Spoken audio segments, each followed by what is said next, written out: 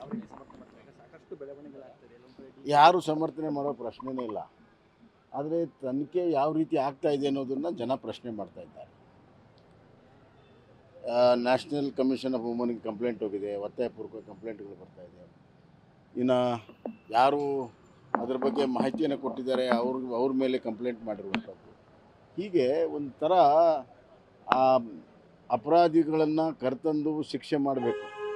SIT ಪ್ರಥಮ ಕರ್ತವ್ಯ ಅದು. ಅದನ್ನು ಬಿಟ್ಟು ವಿಚ್ ಹಂಟಿಂಗ್ ಮಾಡ್ತಾ ಇದ್ದಾರೆ.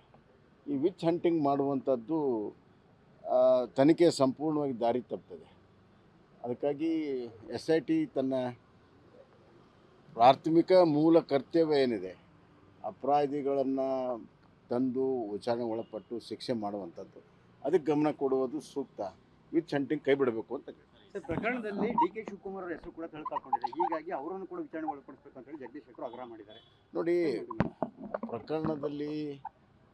ಪ್ರಕರಣಕ್ಕೆ ಸಂಬಂಧಪಟ್ಟಂಥ ಮೂಲ ಪ್ರಕರಣ ಮತ್ತು ಇತರ ಪ್ರಕರಣಗಳು ಯಾರ್ಯಾರು ಸಂಬಂಧ ಬರ್ತದೆ ಅವರೆಲ್ಲರನ್ನೂ ವಿಚಾರಣೆ ಒಳಗೆ ಬಿಟ್ಟಾಗಲೇ ಸಂಪೂರ್ಣ ತನಿಖೆ ಆಗುತ್ತೆ.